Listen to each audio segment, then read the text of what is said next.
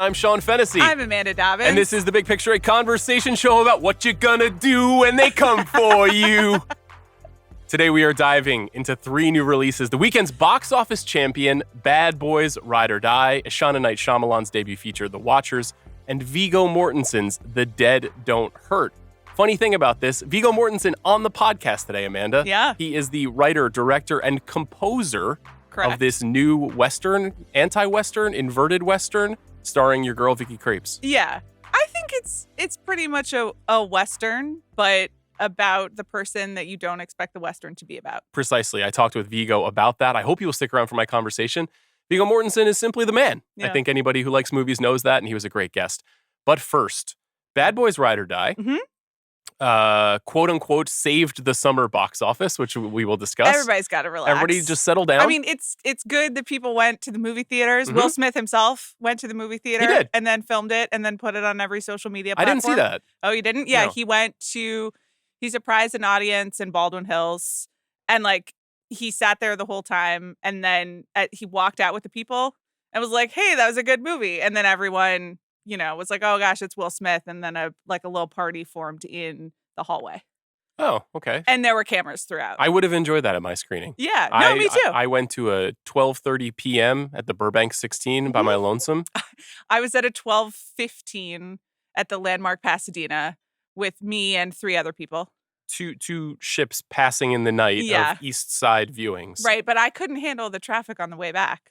You couldn't hit you. What do you mean? From Burbank, so. Oh, you couldn't cope with that. Yeah. I had a very stressful Friday of movie screenings. Nevertheless, Bad Boys Ride or Die. This is the 4th film in the Bad Boys saga, if you can call it a saga. It's directed by. They're trying. They're trying to make an expanded universe. Adil El Arbi and Bilal Fallah are the directors of this film. They also directed the previous Bad Boys movie, which was called Bad Boys for Life.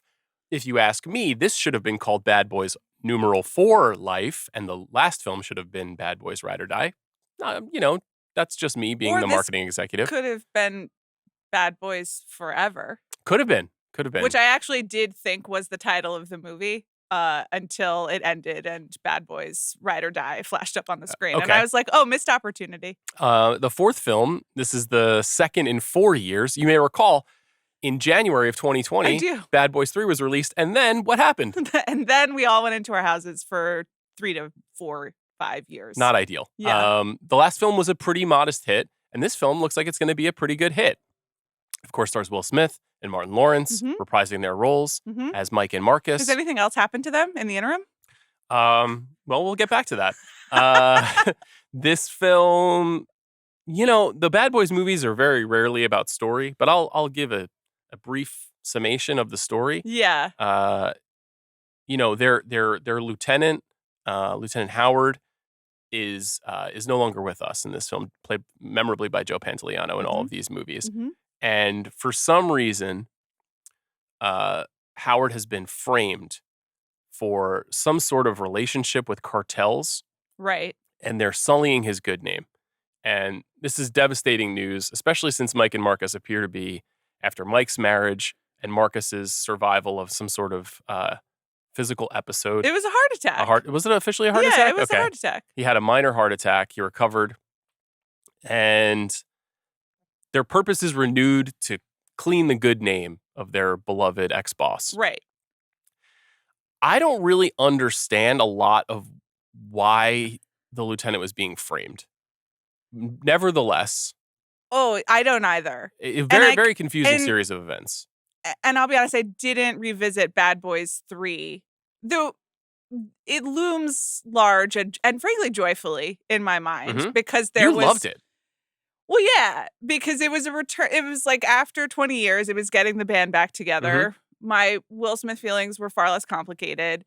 And at some point, it was just like a cartel witch, right? Yes. And some fire.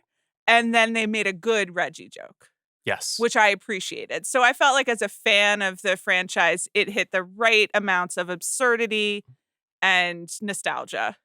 And it was nice to have them back. And you can do that once, but I don't know whether you can do it twice. But that's all I remember about Bad Boys 3. So I wasn't sure whether I was supposed to know that Well, there's one other key character Oh, who sure. recurs. Right. And Mike, aka Will Smith, finds out that he has a son with the cartel witch. Yes. And that son grows up to be Right. a member of the cartel, a drug dealer who is imprisoned at the end of that film for vicious crimes, but then becomes a key player here in helping Mike and Marcus effectively undo the sullying of Howard's name and also reveal this kind of vast conspiracy across Miami where all these films take place. Right. That is happening essentially to like seize power. It's a pretty junky script, I would say. Yeah. I thought it was a pretty fun action movie, though. Yes. And that's pretty standard for the Bad Boys movies. The Bad Boys movies are tricky, right? Because obviously my beloved Michael Bay directed the first two. Mm-hmm. Bad Boys 2 is iconic, an important action Sure. movie of the last 25 years. And it did things that action movies weren't really doing before. It was that confusing sense of like chaos and comedy inside of action sequences. Right. That, you know, had obviously been done before, but maybe not at the scale that Bay was doing it. The third film is pretty fun. Yeah. It's okay. And it does have that getting the band back together Mhm. feel. And that's nice. This film, I thought, was simultaneously like terrible and great. Like when it was fun, I was rocking out. Sure. When it was just exposition sequences or characters revealing themselves to be evil, Right. I was like, this is really quite poor. There is a certain joylessness to everything but the action sequences. Yeah. And even, I'm sad to say, some of the Mike and Marcus stuff. Yeah, so what's going on with that? Because obviously this is the secret weapon of the franchises. Yeah. You've got two of the great comic action actors of the last 30 years. They have incredible chemistry. They always have. Martin and Will Right. have always been so good together. And it feels like maybe they didn't get enough time to be funny together in the movie. They only really get Right. like 4 sequences where But, they're doing like, bits. But even those bits, I don't know, it seems like not everything is there. I honestly don't know what the secret sauce is. It opens with Marcus needs to stop to get a snack, Mhm. right? And then they like insert themselves into a robbery of like a bodega and, you know, manage to solve everything while also like arguing about Skittles and hot dogs. Mhm. And like, I was amused, but I never laughed. And that's kind of how I felt about the whole movie. I was like, I don't hate this, and I'm glad to be back with you guys, but we're not getting to the actual part where I'm laughing out loud. And neither was anyone in my screen. No one was laughing at my screening either. Yeah. I do think that they were taken with the action sequences because I think that the film now has shifted to Adil and Bilal Yeah. trying a kind of very exciting form of contemporary action Right. filmmaking, which is very video game influenced and very irreverent, but colorful, Right. exciting, pretty goofy, and is mostly effective for these movies. I think that you want to walk away from these movies feeling like you had a good time. I didn't have a bad time, I didn't either. but I never. I would say I am firmly mixed on this movie. Yeah, me too. But yeah, I don't know what the alchemy between the two of them. Is it just that this is a couple of 50-year-old men who have kind of like outgrown making a movie like this? Like Will Smith, a father of many children. Martin Lawrence he is certainly not the same Martin Lawrence he was that I grew up on the TV show Martin. Really one of my favorite sitcoms of all time. But I don't think that they're that different from 2020 or 2019 Will Smith and Martin Lawrence, except for the pandemic and also recent public events. So How much do you think that factors into your perception of this movie? Because obviously the public at large not that much. didn't care. And honestly, not that much. And I'm to be perfectly honest, maybe the reason that they didn't spend so much time on the comedy is because they spent an extraordinary amount of time and money on Will Smith's wardrobe and grooming, and my guy looks amazing. Mm. And I was like, wow. So what you guys decided to do comeback-wise was just like to make sure that Will Smith has that like movie star running down the bridge moment from Bad Boys, but like in every frame of this movie. So I noticed it and I was like, wow, good for Will Smith. Yeah. Back in some ways. His character is also saddled with this I have to be a good dad thing to this son that I just found out about who's also in a cartel, so it's tricky. Isn't that crazy when you learn you have a 26-year-old drug dealer son from a relationship you've forgotten about? That is wild. I just can't wait till it happens to Chris. And then we make I mean, wouldn't that be just an absolute best movie you've ever Chris, seen. this is Javier, your 26-year-old son. And then Chris has to do Sicario. Listen, Chris getting it on with a witch, though. I mean, come on. Look at the ideas that are coming from this brain. I know. You know what I'm saying? This is a Bad Boys reboot. So it's Chris and Knox. He's saddled with, oh my God. Knox's Buckethead. Okay, he's saddled with the father guilt thing. And then also clearly with the captain who's dead, who they're trying to clear his name. There's some like father-son stuff going on there. Mhm. So it's like a bit heavier than you really want from a Bad Boys movie. In addition to the actress Ray Seahorn is introduced as Howard's daughter, and she is seeking a revenge for his death and for the sullying of his good name. And so she, Ray Seahorn. She also's got a daughter there. She also has a daughter, comes into play. There's a lot of characters in this movie. Yeah.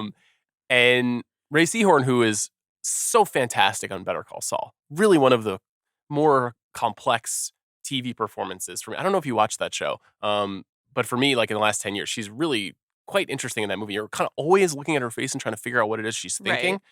And in this movie, she's such a one-dimensional character, and it's just a movie full of one-dimensional characters, and that's okay. It's an action movie. It's not a complex drama that's playing out over 8 seasons, but it just felt like a real waste of her skills. Yeah. And one more person who's like emotional trauma we had to contend with in this world. Yeah.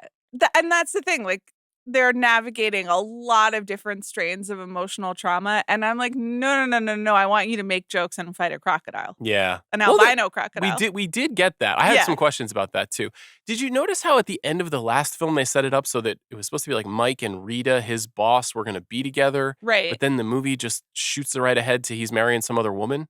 What happened there? I guess they needed to do that so that Rita could have her own character arc within this movie and fit into the conspiracy Does she theory. need that?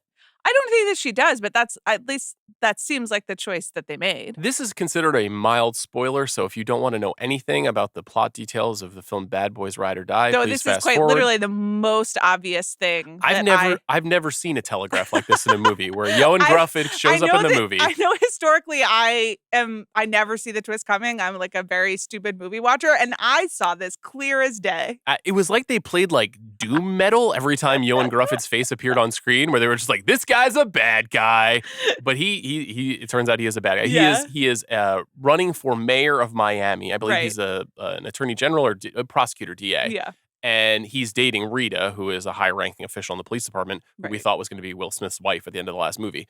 And that's obviously, it's because of what you said to introduce a character arc. But I'm like, why does this Bad Boys movie have so many character arcs? I don't know. This is pretty crazy. In addition to 2 of the cops who we saw in the last film who were being trained by Mike and Marcus, who were portrayed by Vanessa Hudgens and Alexander Ludwig. And it turns out they're not just trainees and young police officers, but they're also a couple. Right. And then they have an arc in the movie. But their arc is that's fine with me. It's very small. It doesn't distract. They're fun supporting characters. And it's fun when Vanessa Hudgens, pulls a gun on everybody who comes into the house. And it's just like, what are you talking about? It is weird to me that in 2024, Vanessa Hudgens is the 9th lead in the Bad Boys movie. That's also true. Tough. That's kind of tough. Yeah.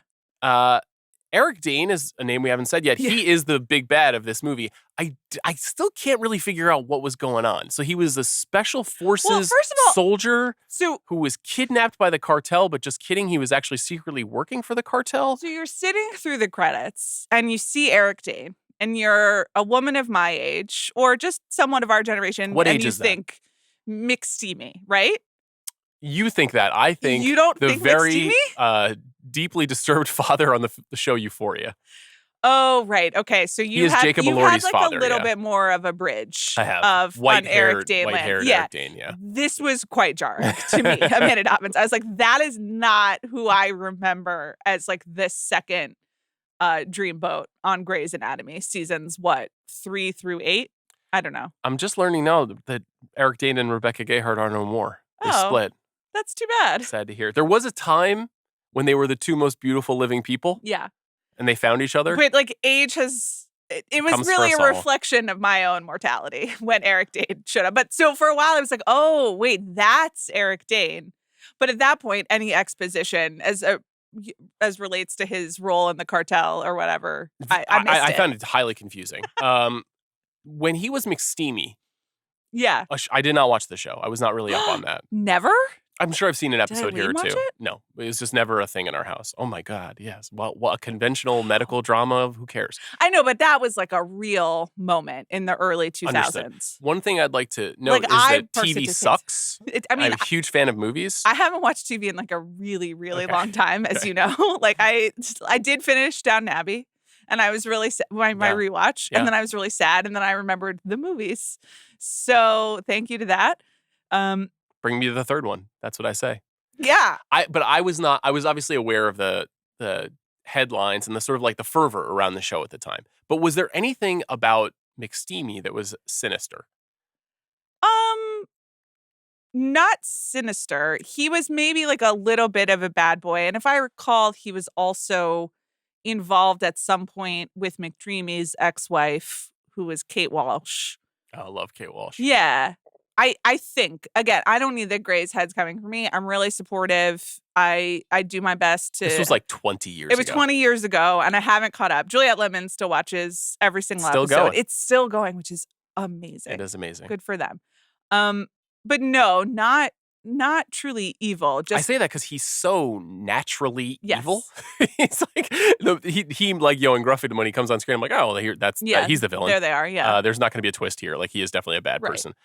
This movie is perfectly solid.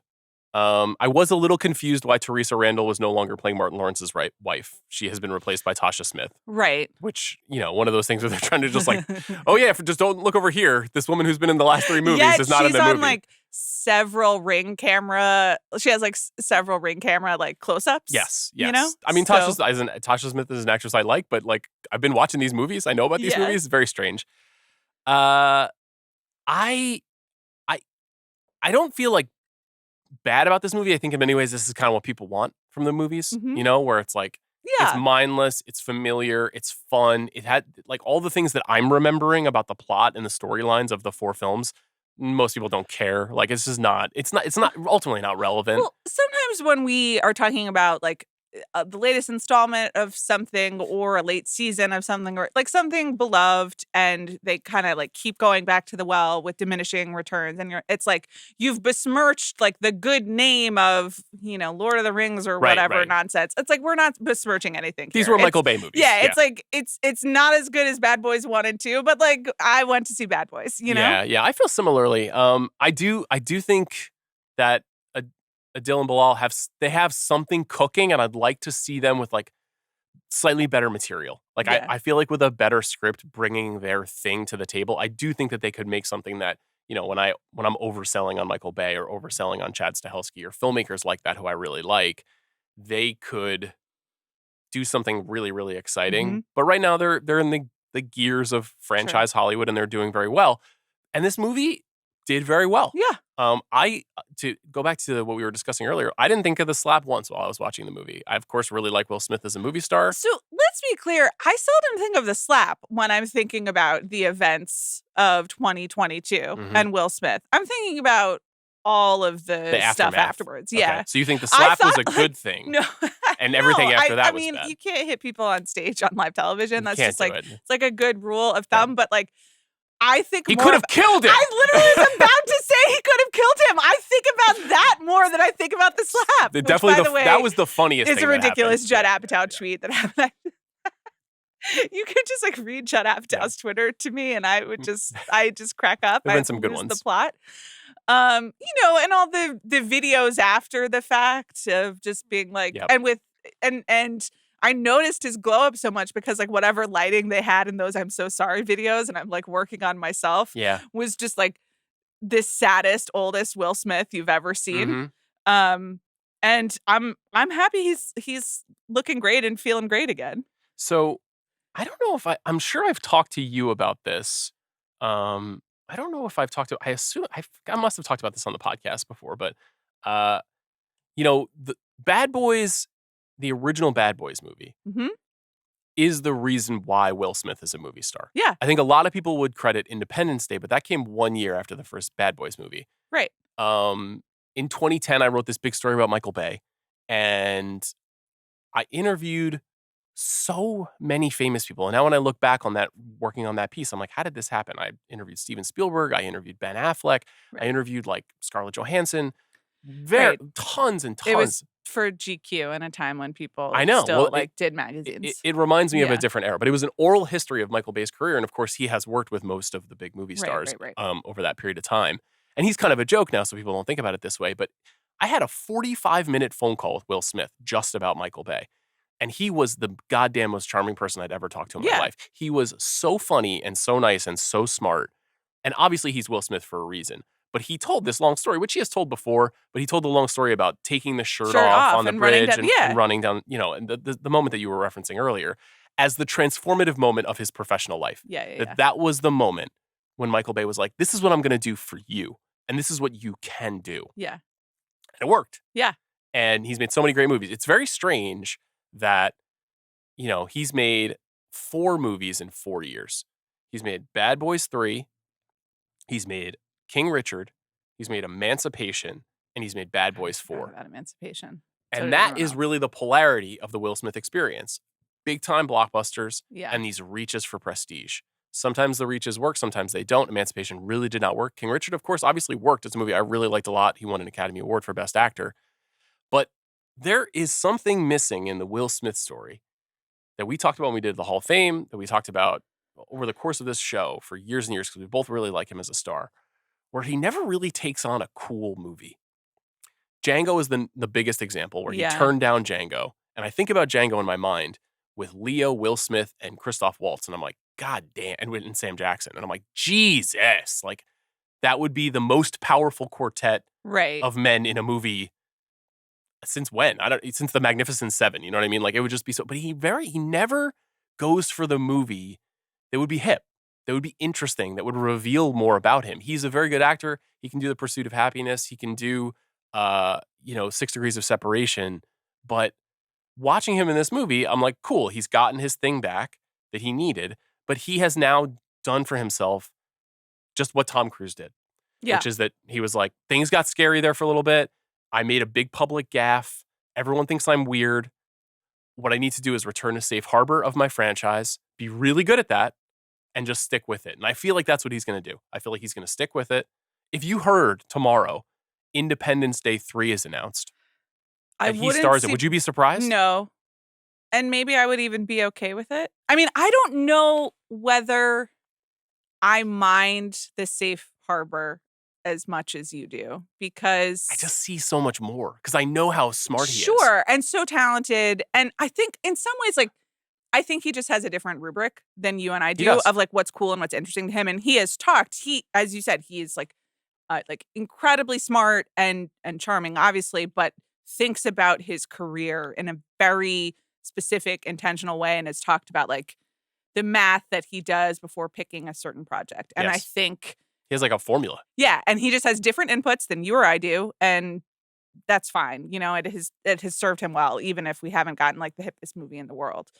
But part of the reason that it does work is because of Independence Day and Men in Black and Bad Boys, whatever. That is a superpower. Not everyone can do it. So going back to what works and being really charming. Did you see him on Hot Ones? Talking about Michael Mann? I didn't watch that, no. So I only watched the clips because I still just can't believe that's how we ask questions. But anyway. I think it's a great show. It's an amazing show, but I can only watch the edited clips. Because it's too gross for you? No, the hot sauce? I don't care about the hot sauce. No. The expositional robot leading questions are very strange to me. So, but so you're a man, and when you're a man, you have certain tendencies, and a man's tendencies are to procreate and star in films. No, the Michael Mann question was something about you were in Ali with Michael Mann. What was it about Michael Mann's authenticity that led you to do something else? I'm not. It is a little sideline reporter. I'm not joking. Yeah. What did you see out there in the third quarter, Will? It was so strange. But then he just does an amazing, 2-minute animated. I didn't see this. Really excited an insightful take on what it means to be an actor in a Michael Mann film and what that experience is like and what's unique about it and why he wanted to do it. It, like reminded me of the Michael Bay thing, but in shorter form. And I was like, oh, right. Like you can totally still do all of this if we put you in the right spots. And now it's like Hot Ones instead of, the Tonight Show or whatever, which is funny. But he still can do it. So I'm okay with him still doing it. Yeah, I think the other signature example of this is passing on The Matrix to do Wild Wild West. Yeah, that was bad.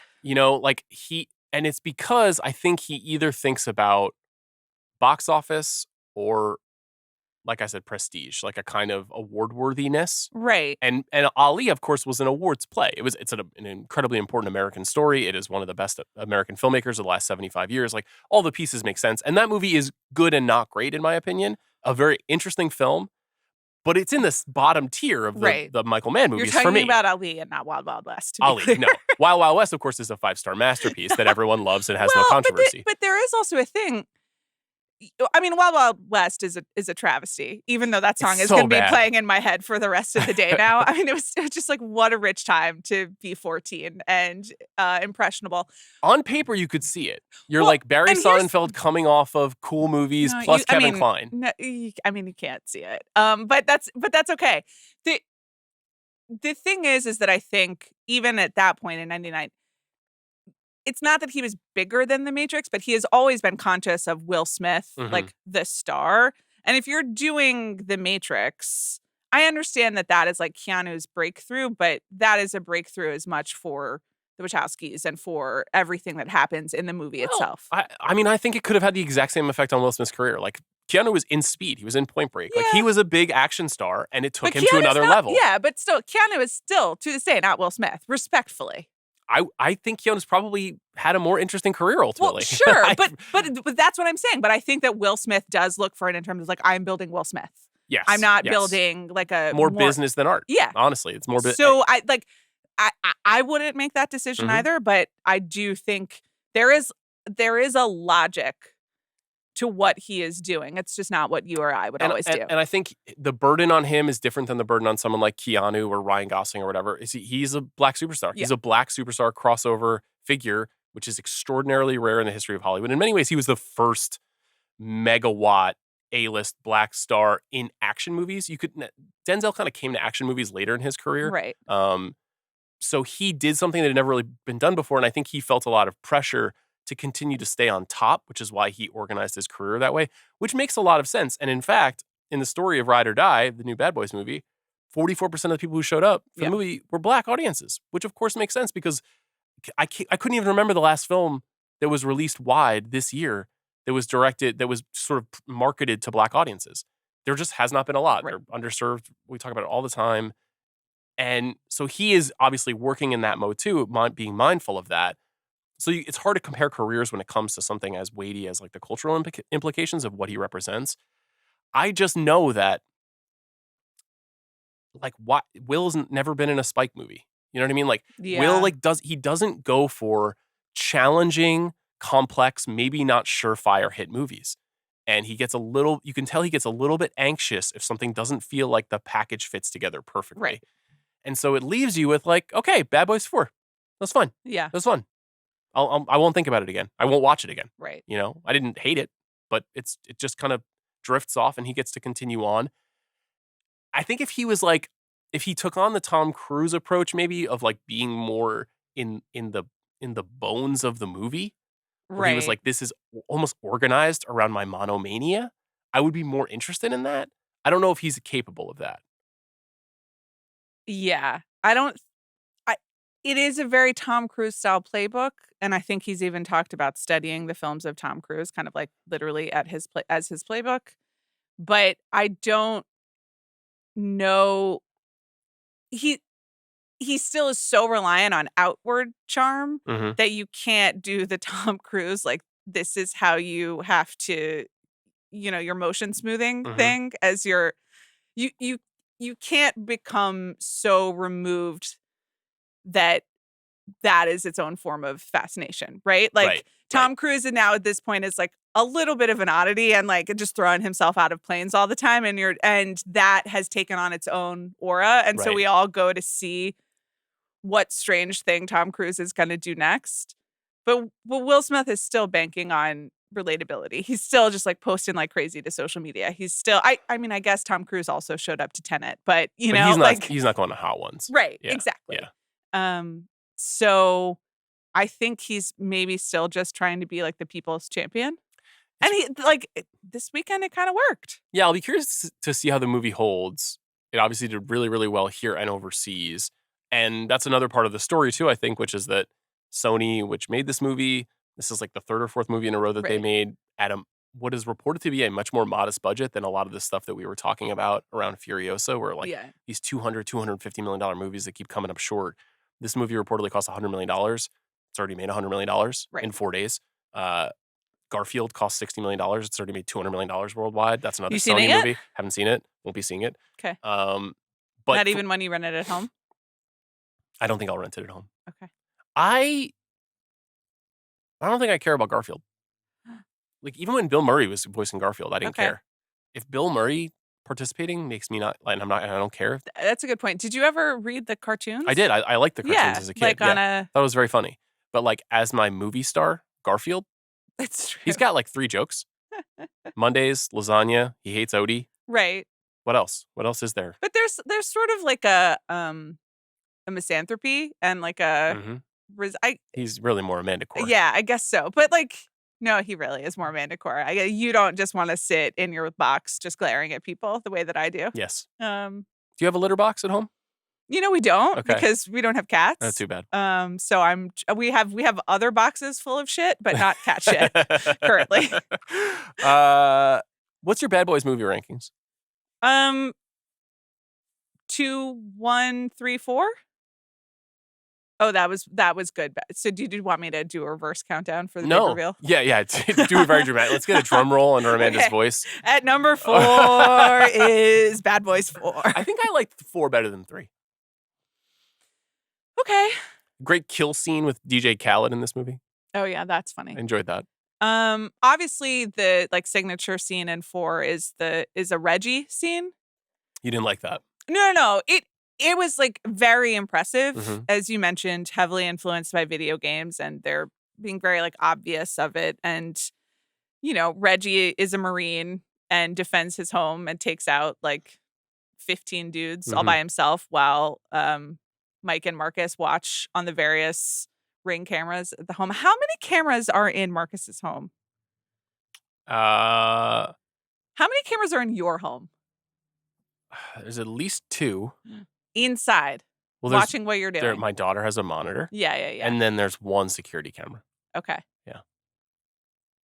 Should you be giving out this information publicly? It's a really, really good point. It might not be plugged in. Like that classic thing where the camera's sitting on the shelf and then it's not actually. Yeah. Actually, when we got our house, there are cameras all around the house that are inoperable. That's what they're telling you.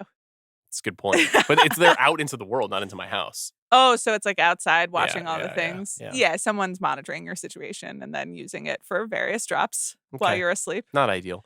Have you noticed how these movies have the same interest in Reggie as like Truffaut does in Antoine Donnell? like what? He's gotten a lot of development over the years. Yeah, and so that's the thing. Obviously, the Bad Boys 2 Reggie scene is a classic.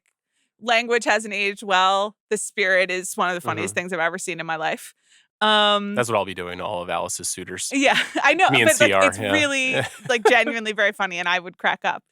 And then I thought in 3 they had just the right amount of like Reggie and understanding that that's something that you wanted. Yeah. Reggie is the 3rd lead of this film. And now, right, they're like making a whole thing about it, and so I thought the action sequence was cool. But it is really cool. But the rest of it, I was like, okay, we've used too much Reggie. You know, the sparkle is gone on this joke. And the last kind of scene where they're trying to like out Reggie him again, like that didn't work. I agree. It wasn't. It was what you were describing earlier of no one is laughing at this. Yeah. And it's related to one of the funniest scenes in Bad Boys movies history. So you're reminded of how much it's not working. Right. It's tough. But that scene, that action sequence was very good. I was frustrated with the use of a QR code as a central plot point in this film. Mm-hmm. Number one, because like enough. With QR codes. Yeah, like enough. First, at restaurants, like, get out of here. What? What? No, you just went into like I'm in Amanda bit mode, you know, where you're like, I have a thing now. I'm It was sorry. good. You know When you're what? looking at me like passionately declaiming something that I I don't thought care that you about. are going to back me up on this. You're happy to look at a QR code? I kind of don't care either way. I don't have a strong opinion. But I what I don't you know I what? feel really I defeated got in the right way now. of your moment. So keep going. Well, now it's ruined. I can't believe you're like, yeah, this is great. I'm I out didn't at a say that. restaurant, or I'm watching, you know, a sports game, and I want to hold my phone. Sports game?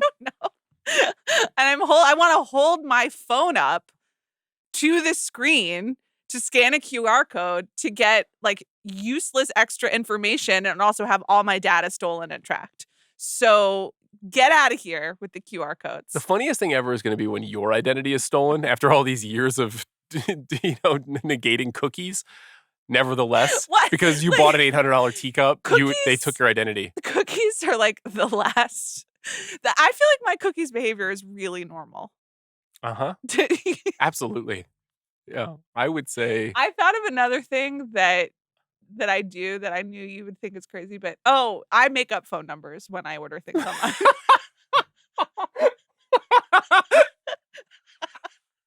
I'm sorry to everyone.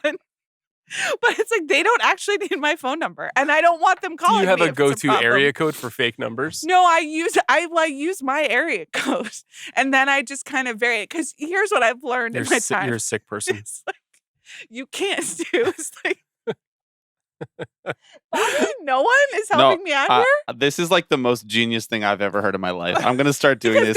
This happens every time where Amanda says something that is clearly the ravings of a mentally ill person, and then Bob's like, "Great job, Amanda! You did it again, girl. What are you Thank talking so about? much This for your is so service." great. They I don't don't need your phone number to send you a T-shirt. They just don't. Exactly. I don't need contact you text via messages email. from these companies. Yeah, and then they're selling that phone number every which way, and they have all sorts of data. Definitely. But what I've Definitely. what this is just factual. Yeah. I also reject every cookie, by the way. I do that too. Yeah. It's totally normal. It's just Yeah. the energy with which Amanda brings it to the podcast that I You think guys is are the both best straight up Brad Pitt in 12 months. So- Like this is sick behavior. One more thing, like you know when You put your credit card into machines and they read all the information. What are you talking about? I know, but it's the same shit. but they don't need my phone. Not every single place needs my phone number. Also, I don't need to have an account at every single place where I do business. You know what I mean? You carry a I cell always phone check around out and it as picks up guests. everything you've said out loud. Yes, I know. And that's tied to my phone. And so my phone number. And so I don't want them to tie it to my other things. You will definitely survive the apocalypse because Anyway. of this. I don't think I'm surviving the apocalypse. And it's mostly like the spam calls were getting out of control. It is getting really And I get way less now that I give that out. true? Yes. Okay. So there you go. But so you can't do like 777, 777. It knows that it's faking you out. Do So you get the text messages that are like, "Hey, it's me, George Clooney. I was wondering, I get them. have you donated $12,000 to Joe Biden yet?" I get them really rarely. Okay. And I always report as junk. I always report as junk as well. I've received one just in the last week from Jimmy Kimmel, Yeah. George Clooney, Okay. and there was a third luminary of sorts that I can't recall. Okay. Yeah. That's like not happening to I was me. like, "Sir, do not use your name in this Very- fashion." Yeah, I'm getting less of those, and I think it's because I'm not giving my phone number. So even there, it's just small things to preserve your sanity. Okay. Why did I? The great work continues. The Amanda Project. And the cookies, cameras. I'm trying to walk it back to where we were. How do we QR get here? code. Oh, There's the a fucking QR code that plays prominently. But also, it's like this size of. It's larger than that. No one else is figuring out the QR code, and then they scan the QR code in this giant art the image installation. is flashing very quickly, I think. It's Vanessa Hudgens' character who identifies it. We did get the return of John Sally. Do you know who John Sally is? No. He is a former NBA player. Oh. He was a member of the Detroit Pistons during their glory days in the late 90s, or late 80s and early 90s. And he was a key character in the first film where he played like a hacker. And so that character, the guy with the glasses, who's the artist, Oh, right. is Oh, a yes. callback Okay. to the early movies. Spider was his nickname in the NBA. And I thought he was really funny in that one scene. Yeah. And then he gets shot in the head. And They then do, the QR they code. do just kind of shoot people in the head, like fairly Pretty violent series. yeah, without discrimination in this film. But they finally scan this QR code Mhm. that like is the size of Times Square, and then Joy Vance is like, "Yeah, hello. Since I know it's you guys," and I was like, "Literally anyone could get this QR code." Really good point. Okay. You wanna talk you've about- just cracked the film. You want to talk about the albino crocodile? Was it a crocodile or an alligator? I think it was an alligator. I choose to believe it because there's a movie called Albino Alligator that was directed by Kevin Spacey, which no Okay. one talks about anymore. Do Okay. you remember this movie? No. It was like a one location drama, like set on the bayou. Matt Dillon was in it. You have no recollection of this. No, I don't. But I do have a recollection of the albino alligator that is in the Georgia Aquarium. Okay. That lives very close to where my son very briefly got lost during our Christmas trip, and that was I don't think I heard this story. single most. I don't need to hear it now. He just ran away like Okay. in a crowd for 2 seconds, and he was running to Zach, so it was fine. But I didn't know where he was, and I did know where the creepy albino alligator was. And Were you concerned he was in that cage? I mean, it was like full body adrenaline panic. Right. But Has my son been swallowed by an and then, alligator? I mean, it's just fucking lurking right there, and you can get a lot closer to it. Yeah. Alligators and crocodiles, I frankly don't know the difference between them, but I want more than like a very thin glass between me and those animals. This is something that I clocked in the movie, and this is once again a spoiler for the film Bad Boys Ride or Die. Marcus is bitten by an albino alligator, Mhm. and then at the end of the movie, he has no wound. Well, because in one of the annoying but ultimately I thought funniest bits of the film, there's a recurring thing about how he had visions when he had his heart Mhm. attack. Yeah, I like that too. And he was told that it's not his time, and so he can't die. But he had no wound. The alligator bit his arm. Well, was What he wearing a hap- vest? Was he wearing the stuff? Even if you're wearing a bulletproof vest, you're gonna have a wound. What? Yeah. Okay, I didn't mind that much. I bought maybe into I missed something. I bought don't- into his mythology. So now he's impervious to pain. And to Yeah, wounds. well, it wasn't his time in Bad Boys 4. I think we got to move on. Okay. Bad Boys 4, perfectly fine. Yeah. The box office, this is what's going to happen now. Some stuff's going to overperform, some stuff's going to underperform. Right. I feel like any of the big takeaways were like wildly overstated. Like this is kind of what I was trying to get at a couple weeks ago, where I was like, everything's like up and down now, and it's way less predictable. And Right. some stuff that used to work doesn't anymore. Some stuff that does will. Right. And most of the times you're getting information from people whose job it is to narrativize this Yes. for the purposes of selling their trades or inflating shareholder whatever. Agreed. So, I think Inside Out 2 will also be huge. And then everybody's going to be like, okay, we're fine. And then 2 weeks later, something will come out that will bomb. yeah, And then it'll be like, oh no, we're not back. right. You know what? It's my fault. I'm sorry. I'm sorry for acting the way that I have in the last 4 years. It's okay. I'm excited to talk about movies. That's what I care about. Let's talk about the next one. The next film we're going to talk about is called The Watchers. Yeah. This was the other wide release for the weekend. As I mentioned, it's Ishana Night Shyamalan's debut film. She is the daughter of M. Night Shyamalan. Of course, he produced this movie with his daughter.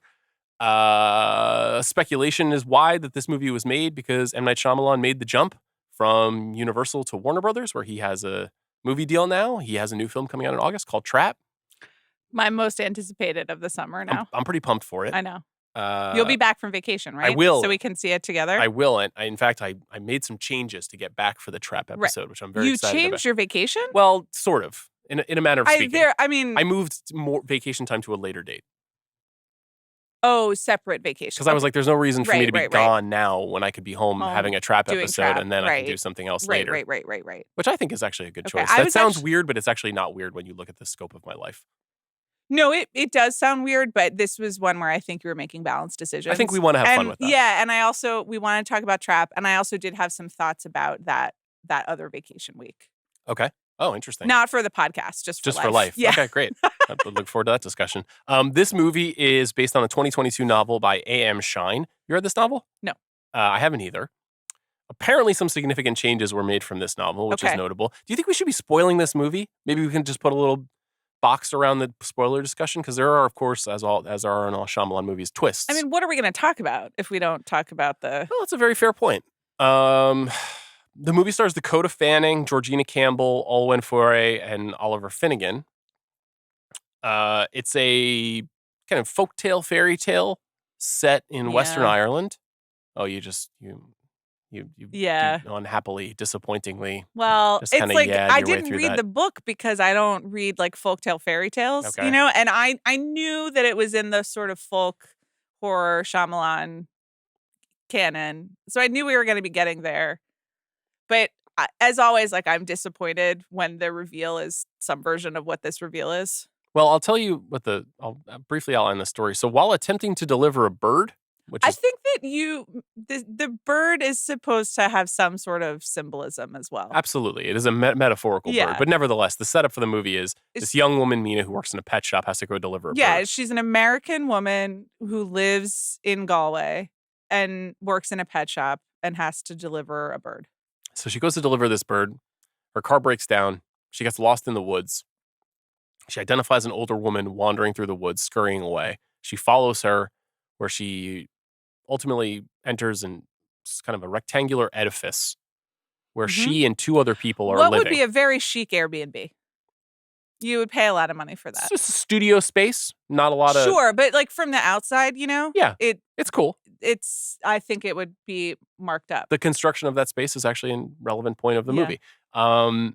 And we are entered immediately into a kind of Twilight Zone setup where we've got these four people who need to stay in this rectangular space at night because if they go outside, there are creatures of some kind that will get them. Mhm. They are known as the Watchers. If you've seen the trailer for this movie, I've not spoiled anything.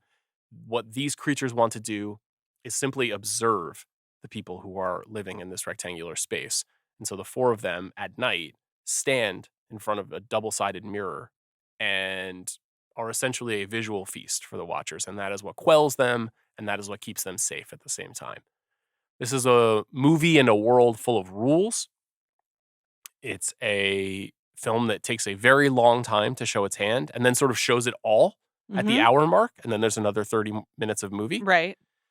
I would say a film that has extremely poor character development and some serious pacing issues.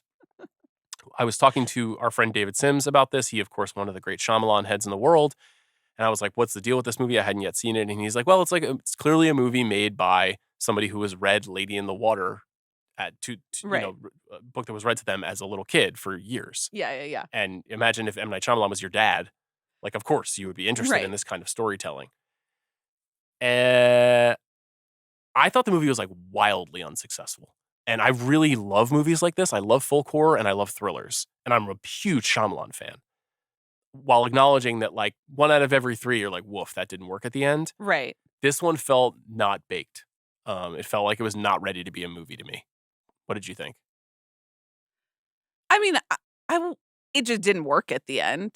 The first 20 minutes, I was like, what's going on? Which It's a great premise. is, and even like as I said, like the construction of the box and the four of them, have you seen in the trailer, like standing up, waiting, to be watched. Everything that was going on there was like, kind of interesting. I wanted to know more.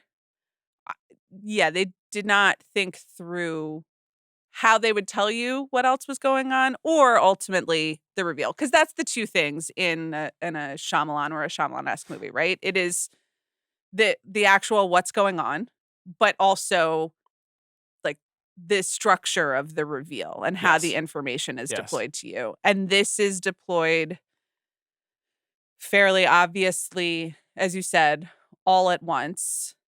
I guess the one scene at the house and we're spoiling now at this point. We're fast forwarding to the hour mark. So turn this off. But when they make it back to the real world Mm-hmm. and she goes to the house to confront to talk to the friend and be like, help. And then it's like, oh no, she's not. So you're talking about the very ending of the movie. Oh, is that the very ending? Yeah. You're saying when she goes to Georgina Campbell's home. Yes. Yeah. Yeah. I mean, that's the end. Okay. Well, maybe also part of the pacing didn't hold me to the point that I don't really remember what happened at some. It's like they escape. I didn't really understand what the motivations were for about half the characters or 3/4. Well, I mean, there's some confusion. One, the rules are such that it's like, do not turn your back to the watchers, for example. And then like Right. 5 minutes later in the movie, one of the characters turns their back. Right. Later, it was like, don't leave at night. And then they leave at night and it's okay. One of them was, don't go into the burrow. And they go into the burrow. Right. And then it's okay. So like the rules are getting broken left and right. The rules are being set by a character who we're meant to believe has all of this critical information and we're supposed to trust them. Right. Is it real? Is it supposed to be untrustworthy based on revelations later in the film? It's a little bit unclear. There's like a dodginess. When you make a movie that's like, this is a movie about rules. If you're going to undermine the rules, you have to undermine them in like a profound way, the way that a movie like The Village does. Right. Like The Village, when you learn that the rules are bullshit, it's because we're actually living in a kind of a fake reality. In fact, The Watchers is one of those movies where when you're watching it, you're like, is this just like a government psyop? Is this just like something happening in her mind? But in fact, it is a real fairy tale. Spoiler, it is a Right. literal fairy tale. Well, to be fair, the Georgina Campbell character is styled and just like looks like a straight up fairy from the very beginning. She does. So I don't think I was that surprised because it's like, oh, you mean that not everything that is going on with this woman who looks like a fairy and or a witch who was beckoning her into her house in the woods in the Mhm. middle of the night, like, you know, for quote unquote safety, turns out to like not be above board. You're thinking of the Owen Farrer character, not Georgina Campbell's the young black Yes. girl. Yes. Sorry. The Owen Frey character. The older woman, Yes. yes, definitely has that vibe. Right. I guess it's not even that the reveal was bad to me. It's just the manner in which it was revealed, which is like we're deep into spoiler territory here. There's a revelation more than halfway through the film that there's a subterranean office that was designed by a professor who'd been studying fairies. And so he's built this edifice to learn more about these quote unquote watchers Right. who are shape-shifting fairies who can replicate any image that they spend time studying. And Right. And once upon a time in the world, there was a battle between humans and these fairies for control of the world, and the humans won. yes, fairies went into hiding. Much of them were extinct. There is this handful in this Irish forest. So he's studying them. He's studying them by building this edifice and by showing himself to them and letting them expose themselves to him. And he's recording these video logs. And I'm like, as soon as we started watching video logs, I was just like, this is just like Road 101 bad sci-fi writing, where it's like he has a video diary and he's telling you everything in the video diary. Like, I guess you've seen it 100 times in a movie That's before. true, but that's very rude to the Martian. So continue. Yeah, I guess so. And Spoiler alert: it's not Matt Damon in the video log. that's a good point. Anyway, I just thought that the like reveal of who this guy was and what he was doing, it was kind of like, yep, they're creatures. Like there was a moment when the creatures are revealed when the characters are outside at night and they're hiding and they see them being revealed. And I was Yeah. like, okay, so this is just like a creature movie. This is Right. there's no idea other than just what was explained to us. Where it was like, there's creatures. You got to do a Right. thing. So maybe the lack of like revelation is part of what bumped for me. But then there's the second reveal, which are that the people she's been in the house with are in fact creatures, or there's at least one creature. I think only one of them. Only one. Yeah. But she's been manipulating them in order to learn how to be more human, To so get that close study. to get close study, and that's also why they watch, Yes. so they can become better at transforming humans, transforming like to humans, to manipulate the humans to like take back the world. Yes. But they go through that quite quickly. Now that's obviously a grand plan. Yeah, And kind of an interesting plan. In Yeah. Like a Stepford Wives kind of a way. sure. But the movie also never really presents those stakes. It only becomes a story about the Dakota Fanning character and her trauma, which frankly, Jesus, like, Right. because she was a bad kid, her mom got into a car accident and died. Oh yeah, And I'm- black that out. That was tough. Yeah. This is just like, it was just really rote. The whole thing, I was like, seen this 100 times. Right. It's not really that well done. I want it to be so much better. It could be so much better. I was Yeah. like, And there's then it's just like- one turn of the key here and you need 2 turns to make this a movie. No, it's true. At the very, very end, to go back to Dakota Fanning's character's trauma, she's there with her twin sister, who's also played by Dakota Fanning. And there's like clearly supposed to be some sort of idea here about doubles, mirroring. Absolutely. But then it just like is actually her twin sister, and the other person is a weird redhead child outside just staring at her. Didn't get it at all. I thought that was a huge missed opportunity. I'm What's like, give me a going on? crazy ending where Yeah. she's the twin sister. You know, the twin sister has a scar because of this car accident, so there is no opportunity for them to fake each other out. But like, you could have played on that. You Right. could have been presented with your twin sister, but she doesn't have the scar, and you realize she doesn't have the scar. Yeah. Just doesn't do any of the things that you. I Right. don't know. I think because studio thrillers are like dead. Like, we don't get them anymore, and so I have like a lot of weight on when one comes along. Maybe it's the same reason why we're like, Trap. I gotta stay home from. I can't go to the Turks and Yeah, Caicos. but that's or, also you know, like a. I'm not going. No, I'm not going to Turks Wow. and Caicos. Um, That's what I tell myself, That's and then also and then I like like and drive then- to Santa Barbara. yeah. Yeah. that's also like a very good trailer. And Josh Hartnett, one of our guys. Yeah. And Shyamalan obviously proven Sure, yeah. capable of making incredible movies. But The Watchers was a movie to your point, like that has a great premise and had a really good trailer. That was why I was excited about it. So it was a Yeah. letdown for me. Yeah. I mean, I just fairies. Really? You studied the classics though, right? You must have encountered mythologies in that time. Sure, but they're I guess they have fairies, but they're always like sirens. Mhm. You know, there's always something. Is this an Irish thing? You hate the Irish? No, I thought the forest looked beautiful. Mhm. You know, it's too bad that people can't cut through it. Also, I mean that's just a very basic issue. She's just following Google Maps down a unpaved road in the middle of a like notably haunted forest. One thing I didn't understand was why did her car just disappear? It seems like they have some sort of vortex, Like a right? cloaking device?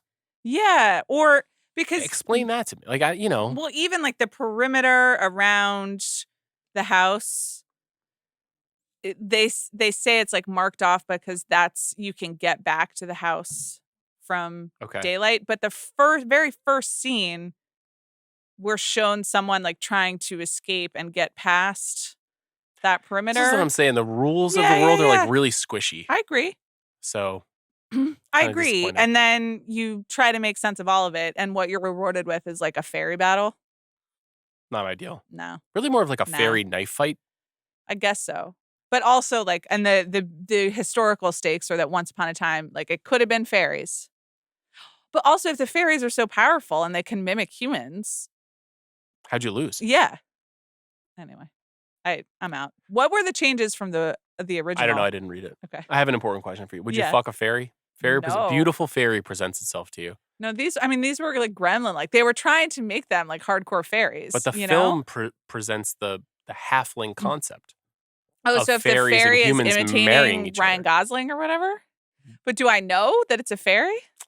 Well, let me Also, put it this let me way. tell you what. Some of the rules they didn't get into is like what happens when you touch a fairy, much less what happens What in happens terms when you of. touch a Well, fairy? they don't tell you, and they don't tell you anything about like What do you- any like, sort like of. when you feed a gremlin? What do you mean? Yeah, I don't know what. What why are the why can't rules you of- touch them?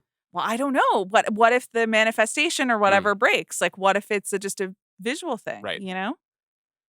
You mean What are like the what if you have rules? like heavy petting with a fairy? Well, I'm like, you know, what are the rules of the fairy's transformation?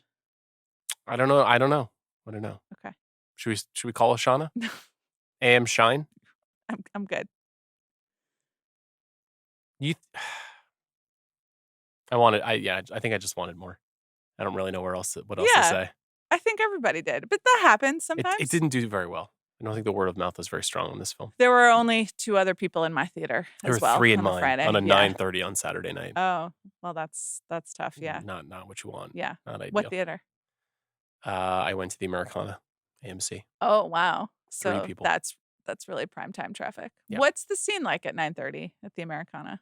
Quite busy. Yeah. Quite busy. I was coming from the Arrow Theater, where I went to go see by myself a screening of Me and It's Such a Beautiful Day, which are these. Me is a new animated short film from Don Hertzfeldt. He made It's Such a Beautiful Day, which is one of my favorite movies of all time. And he doesn't do a lot of interviews, and he gave a Q&A after the movie.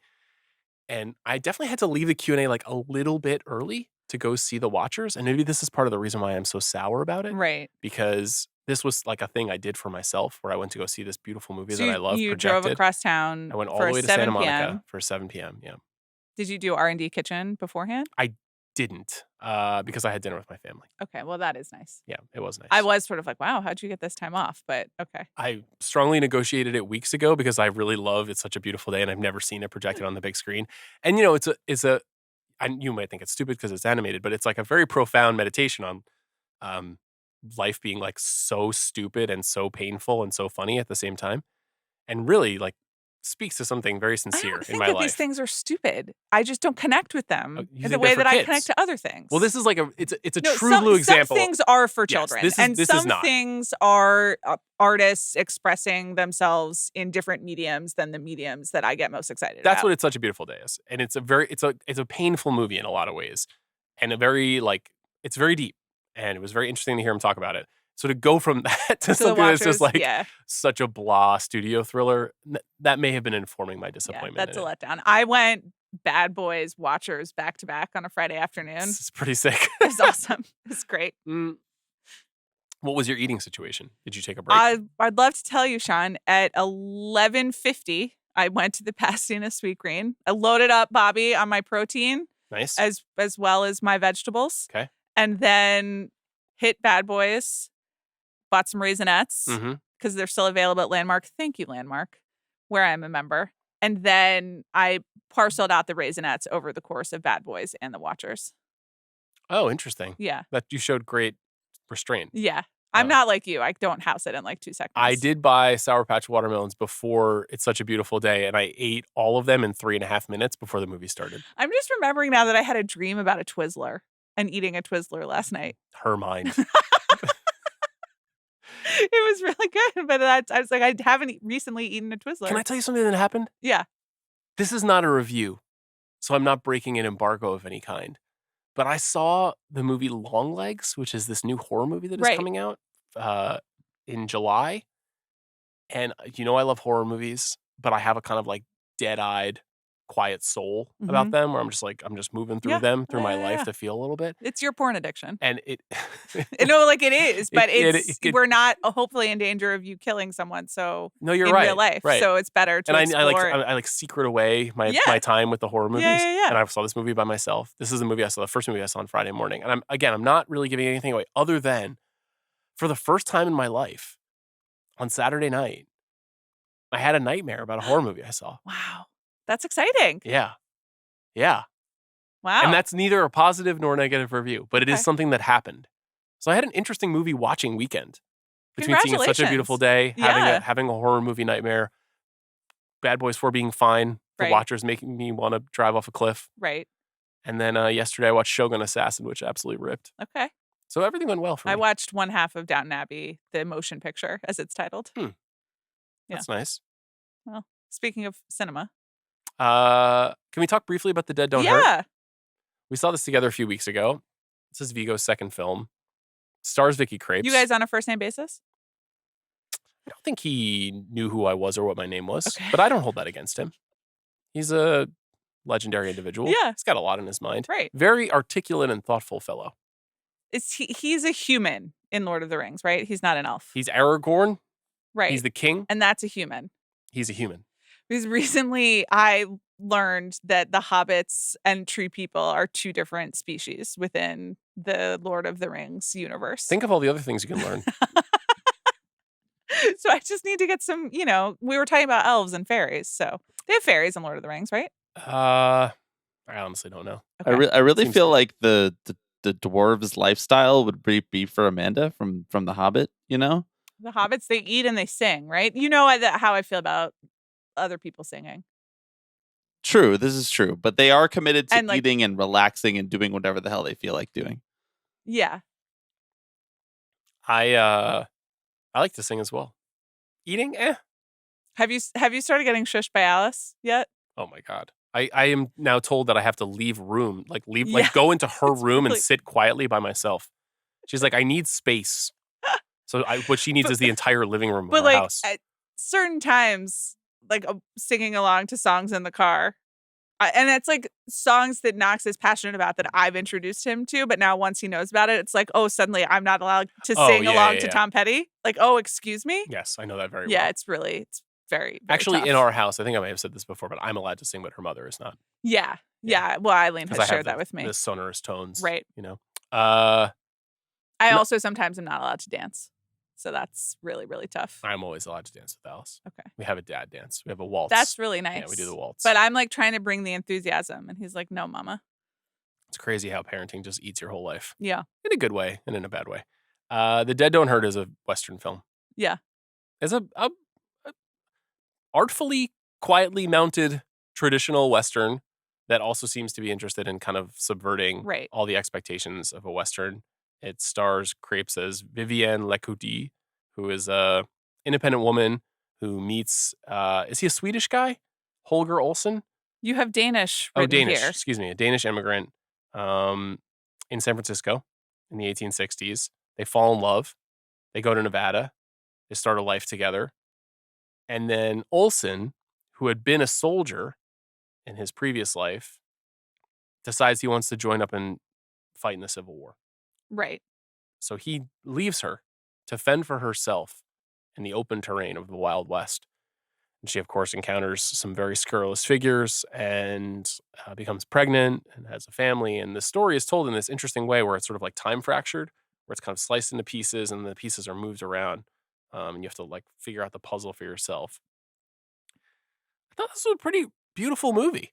What did you think of it? No, I did as well. I mean, I think the film and Viggo make the decision to make this a movie about Vicky Krieps, which is just great from a casting standpoint. Like you're working with some good materials, but also, Westerns, you don't usually expect it to be about the woman character, or if it is, in a condescending way. And this is it's just interested in her. Yeah, and not also in some sort of revisionist way where like she's like a gunslinger either. It's not like that. It's like, what would happen if you actually were put in this situation? How would you live and survive? Right. And his character kind of recurs in the film and you see him again and again. But the movie is this like semi-Deadwood reunion where Garrett Dillahunt is in the movie, and W. Earl Brown is in the movie, and a bunch of like very familiar faces. Danny Houston shows up. Danny Houston, turns out he's not trustworthy in this movie. Who could have thought? Untrustworthy consecutively in every movie since 1985. Ray McKinnon also, and I'd never seen Solly McLeod before, who plays the Black Hat in the movie, but I thought he was pretty good. Yes. I really enjoyed this. And beautiful. I think filmed in Nevada. Gorgeous. The score is by, which I would really like to know more about Viggo Mortensen's composing process, but you guys didn't get there. We failed to get into it. That's okay. We were too busy talking about the great Westerns and his ideas about the American ideal. I feel good about that. Yeah, I liked this movie. I did too. Thanks to our producer, Bobby Wagner, for his help on this episode. Thanks to Alea. Thanks to Jack. Later this week, we're covering Inside Out 2. We're building the Pixar Mount Rushmore. We've never done a Mount Rushmore before. So just the 4? Just 4. Okay. 4 films that represent... Have you been to real Mount Rushmore? I haven't. Nor have I. I have looked at the face of the Mount Rushmore from North by Northwest. I was also going to make that reference. Okay. But are you allowed to climb on top of it in real life? Slide down the nose? I don't know. Okay. Perhaps we should explore more about Mount Rushmore before building one of our own. Okay, that'd be great. I'm just going to come in with some facts. Sounds you can great. make a little deck with Edward Norton. Can I make a suggestion for when we build our Pixar Mount Rushmores? I think you guys should say which film is which president. Too many times when people build their Mount Rushmores, they're not representing the differences in the presidents. All right. So I'm not Googling right now. Can Amanda name all 4 presidents on Mount Rushmore? I have not been. George Washington. Yes. Abraham Lincoln. Yes. Teddy Roosevelt's on there, right? Mm-hmm. And who am I missing? He wrote Think of some presidents. a very important document in American history. Well, shit. A very important document? Yes. He was the key writer of a very important document in the foundation of America and then later became president. Okay. Oh, Thomas Jefferson? Correct. Okay. All right, we did it. Look at me. So we'll have to find the AP Washington, history, baby. the Jefferson. This is a great call, Bob. Thank I think you. this is absolutely right. and I'm already percolating on what's what. Perfect. That's my one of two production notes a year. Okay. Crushing it. Thank you for listening. We'll see you later this week.